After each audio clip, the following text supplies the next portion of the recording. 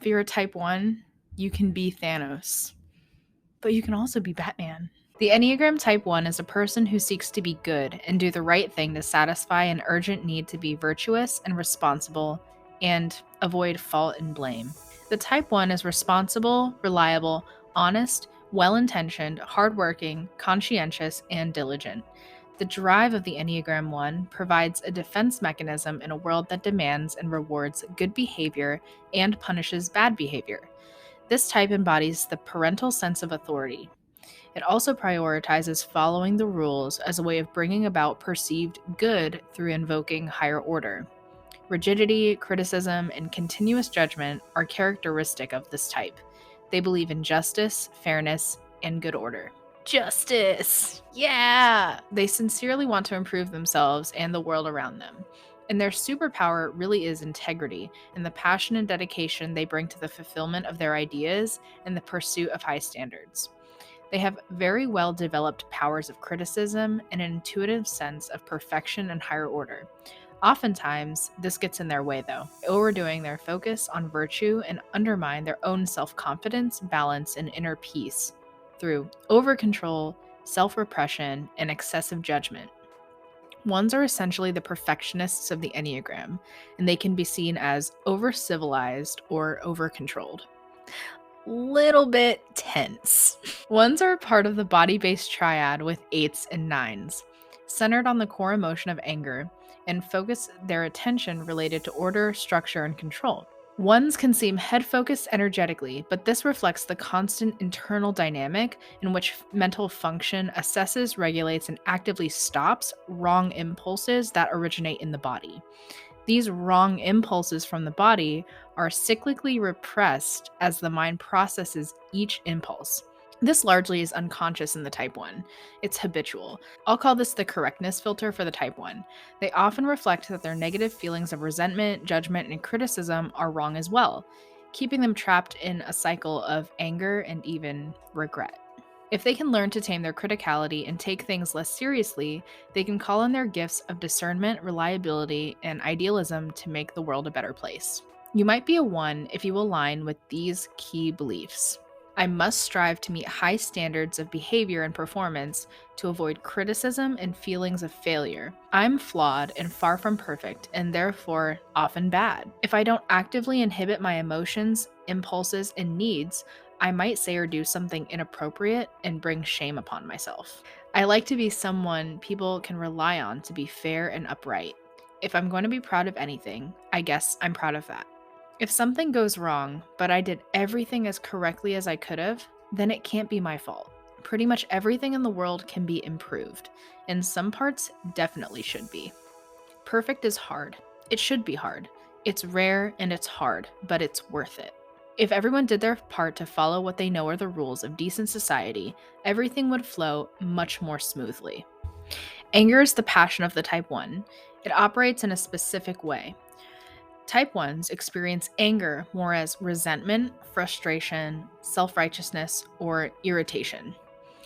Ones often experience resentment, manifesting as a low-level background anger when things aren't as they should be. It comes from someone who is committed to being above reproach. They can feel angry when they feel righteous, and therefore justified in expressing it. Anger in the 1 comes from 2 places: frustration that perfection is hard to achieve, especially in themselves, and 2, a sullen form of anger in which they look overly controlled or overly civilized, appearing tense and critical. Unhealthy 1s can be highly dogmatic, self-righteous, intolerant, and inflexible. They begin dealing in absolutes where they alone know the truth. Everyone else is wrong kind of attitude. Very severe in judgment while rationalizing their own actions. Dissatisfied with reality, they become high-minded idealists, feeling that it's up to them to improve everything. They're crusaders, advocates, critics, very into causes and explaining to others how things ought to be. That's your average 1. Your healthy 1 becomes extraordinarily wise and discerning. By accepting what is, they become realistic and know the best action to take in each moment. They're humane, inspiring, and hopeful.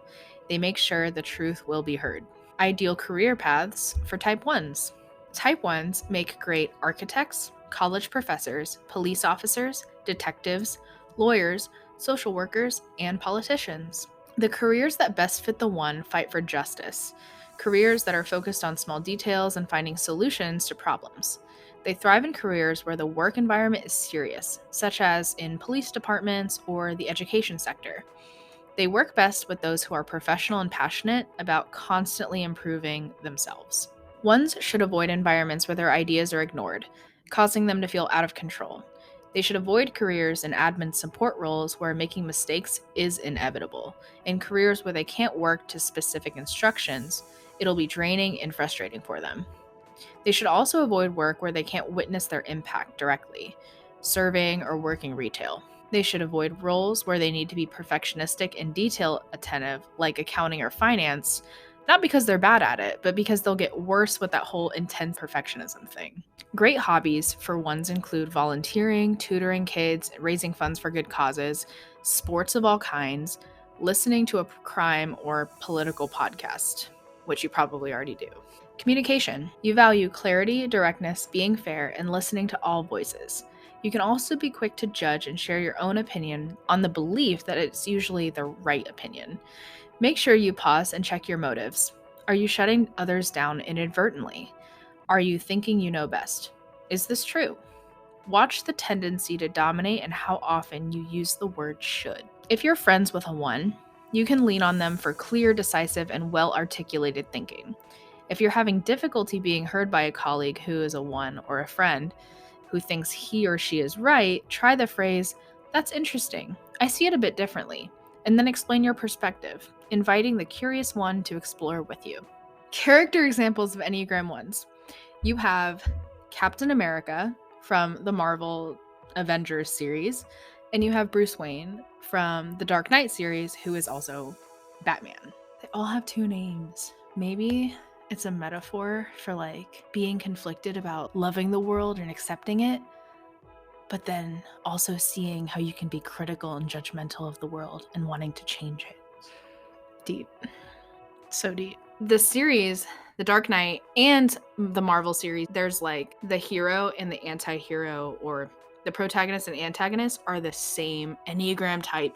So basically, Captain America and Batman are both integrous and honest. Batman, I mean, the mask thing, like, nobody knows he's Batman. Let's just forget about that part. For the most part, he's like out for the good. We're just not going to talk about it. These characters are integrous and honest and dedicated fighters for the side of being accepting, restoring justice, peace, and balance to the world. They're also good.